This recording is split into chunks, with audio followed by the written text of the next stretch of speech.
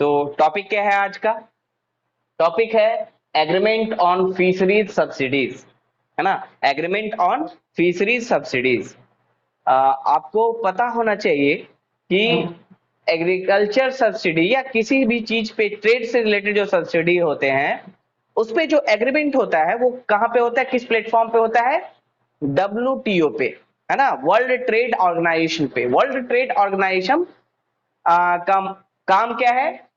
World level पे जो trade हो रहा है ना, उसको मैनेज करना, है ना, उसको रेगुलेट करना। तो फिशरीज से रिलेटेड जो सब्सिडीज हैं उस पे जो एग्रीमेंट हुआ है वो WTO के मिनिस्ट्रियल कॉन्फ्रेंस में हुआ है। हाल ही में WTO का मिनिस्ट्रियल मीटिंग हुआ है जिसमें ये एग्रीमेंट लिया गया है, मतलब फिशरी पे सब्सिडी के रिलेटेड एग्रीमेंट लिया गया है ना। तो सबसे पहले ये देखते हैं कि इसमें क्या डिसीजन लिया गया है, इसमें क्या एग्रीमेंट लिया गया है। तो सबसे बड़ा एग्रीमेंट क्या है?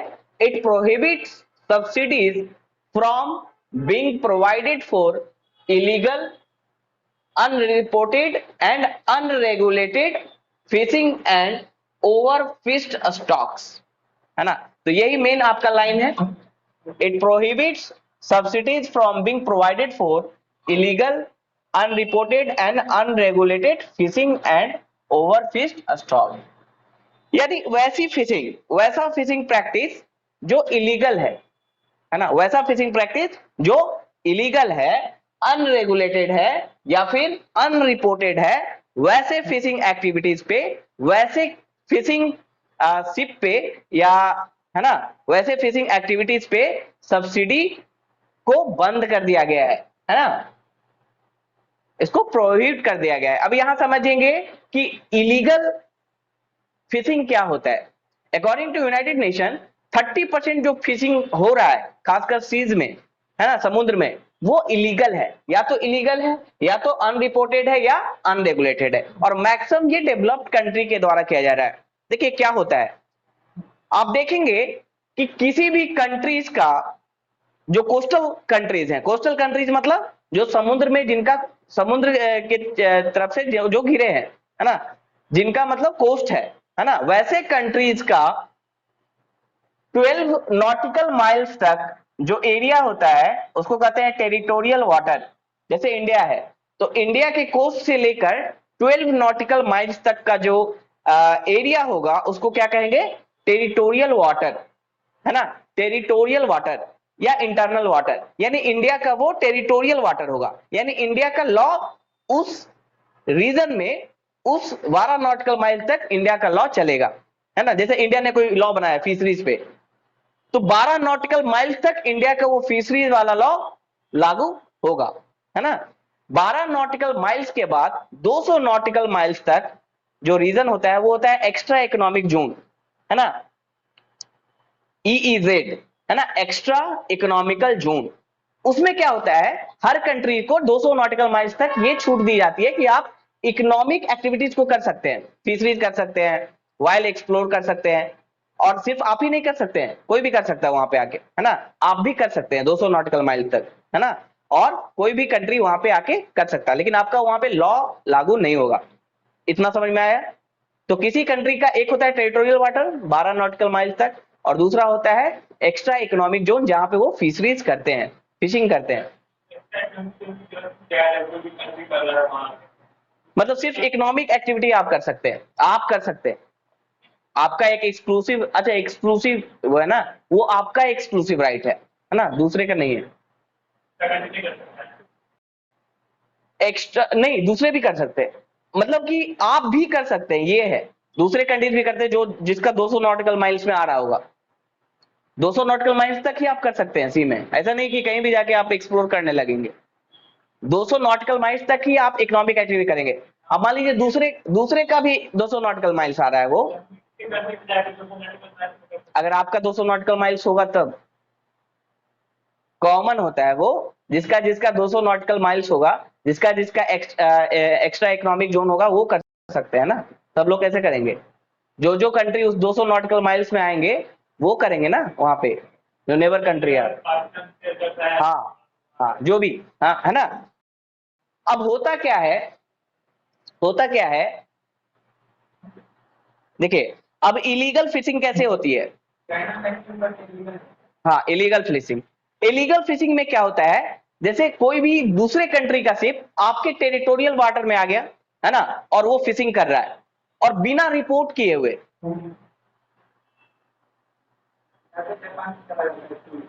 हाँ, तो इलीगल शिपिंग क्या हुआ, इलीगल शिपिंग क्या हुआ कि, सॉरी, इलीगल फिशिंग क्या हुआ कि दूसरे कंट्रीज का शिप या दूसरे कंट्री का जहाज जो फिशिंग करता है वो आपके टेरिटोरियल वाटर में आके फिशिंग कर रहा है ना, बिना आपको रिपोर्ट किए हुए, बिना रेगुलेशन का, बिना आपके रूल को फॉलो किए हुए, उसको कहेंगे इलीगल शिपिंग। या फिर हाई सीज में, हाई सीज को किसको कहते हैं, 12 नॉटिकल माइल्स के बाद जो एरिया होगा उसको कहेंगे हाई सीज, है ना।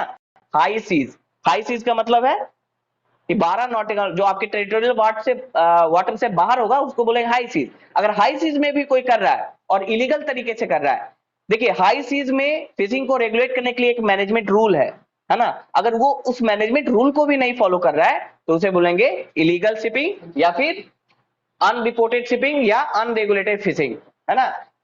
इलीगल, अनरिपोर्टेड या अनरेगुलेटेड फिशिंग, इसको शॉर्ट में बोलते हैं IUU। तो 30% अभी फिशिंग जो खासकर डेवलप कंट्री के द्वारा किया जा रहा है वो इसी टाइप का है ना। तो इस पे कदम उठाते हुए WTO ने ये कदम उठाया है कि इसको रेस्ट्रिक्ट कर दिया जाए, है ना, इसको बैन कर दिया जाए, इस पे जो सब्सिडी दी जा रही है। और ये क्यों कर पा रहे हैं, ये फिशिंग क्यों हो पा रहा है इतने बड़े लेवल पे, क्योंकि ये कंट्री उसको सब्सिडी देते हैं, वो फिशरमैन को या शिप को सब्सिडी देते हैं, और कंट्री सब्सिडी देती है, इसके लिए होता है। तो अगर वो सब्सिडी को रोक दिया जाए तो इस तरह की इलीगल फिशिंग भी रुक जाएगी, यही सोच है ना। तो इसके लिए उसको प्रोहिबिट कर दिया गया है ना। Illegal, unreported and unregulated fishing पे जो सब्सिडी दी जा रही है या ओवरफिश्ड स्टॉक पे जो सब्सिडी दी जा रही है उसको बैन कर दिया गया है। और इसमें छूट किसको दिया गया है, और क्या इसमें प्रोहिबिट किया गया है, the agreement also prohibit providing subsidies for fishing on high seas. High seas मतलब अपने टेरिटोरियल वाटर से बाहर अगर कोई फिशिंग कर रहा है, जैसे इंडिया भी अगर अपने 200 नॉटिकल माइल में एक्स्ट्रा इकोनॉमिक जोन में करना चाह रहा है तो उसको सब्सिडी मतलब नहीं देना होगा। लेकिन ये किसके लिए अभी सिर्फ लागू हुआ है, डेवलप कंट्री के लिए, है ना, डेवलपिंग को इसमें छूट दिया गया है। हाई सीज में, हाई सीज मतलब टेरिटोरियल वाटर से बाहर भी अगर कोई फिशिंग कर रहा है तब भी वो, चाहे वो लीगल ही क्यों ना, उस पे वो सब्सिडी नहीं दे सकता है ना। और इलीगल जो है, इलीगल तो कहीं भी नहीं दे सकता है, अगर इलीगल, अनरेगुलेटेड और अनरिपोर्टेड है ना। जैसे आप दूसरे के कंट्री में जाके टेरिटोरियल वाटर में फिशिंग कर रहे हैं, उसको पता ही नहीं है और आप उस पर सब्सिडी दे रहे हैं, है ना, तो वो फिर उसको अब बैन करना होगा। तो ऐसे बहुत सारे डेवलप कंट्री ऐसे करते हैं, तो इसको प्रोहिबिट किया गया है। अब देखिए, under the special and differential treatment, special and differential treatment का मतलब क्या होता है, या इसी को कहा जाता है कॉमन बट डिफरेंशिएटेड रिस्पॉन्सिबिलिटी। मतलब सबके लिए कॉमन है लेकिन इसमें कुछ कंट्रीज को डिफरेंशिएट किया गया है, मतलब डेवलपिंग और जो लिस्ट डेवलप कंट्री है उनको डिफरेंशिएट करके, अलग करके उनको इससे एग्जेम्प्ट कर दिया गया है, उनको उससे हटा दिया गया है, मतलब उनको लिए ये छूट है, छूट दिया गया है ना। इसके पीछे क्या कारण है, इसके पीछे कारण है पॉल्यूटर्स पे प्रिंसिपल। अभी ऐसा पता चला है कि सबसे ज्यादा इस तरह की फिशिंग जो कर रहे हैं वो डेवलप कंट्री कर रहे हैं, है ना। तो जो इसके लिए रिस्पॉन्सिबल था उसी पे इस तरह का बैन लगाया गया है ना। और इंडिया या दूसरे जो डेवलप कंट्री है उनके बारे में कहा गया है कि ये बहुत डिसिप्लिन वे में, सस्टेनेबल वे में फिशिंग करते हैं, है ना, रूल को फॉलो करते हुए। तो इसीलिए डेवलपिंग कंट्री को इसे बाहर रखा गया है। Developing countries and least develop countries have been allowed a transition period, लेकिन कितने साल तक रखा गया है अभी, 2 साल के लिए, है ना। अभी 2 साल के लिए ट्रांजिशन पीरियड में रखा गया है इसको, कि 2 साल तक आप कर सकते हैं, आप सब्सिडी दे सकते हैं इस तरह के फिशिंग पे जो अनरिपोर्टेड है, अलीगल है, या फिर जो हाई सी में आप फिशिंग करवा रहे हैं उस पे सब्सिडी आप दे सकते हैं, है ना, 2 साल के लिए। ये ट्रांजिशन पीरियड है ताकि आप उसका उसको इस मूव से आपका लॉस ना हो, है ना, क्योंकि मैक्सिमम फिशिंग तो डेवलप कंट्री ने किया है। फिशिंग का जो कमी आया है अभी एक रिपोर्ट के अनुसार लगभग 90% एग्जॉस्ट हो चुका है, 97% फिश एग्जॉस्ट हो चुका है सी में। वो किसके कारण हुआ, इसी के कारण, है ना। इसके कारण इलीगल अनरेगुलेटेड अनरिपोर्टेड फिशिंग के कारण, वो भी डेवलप्ड कंट्री के द्वारा हाई सी में मैक्सिमम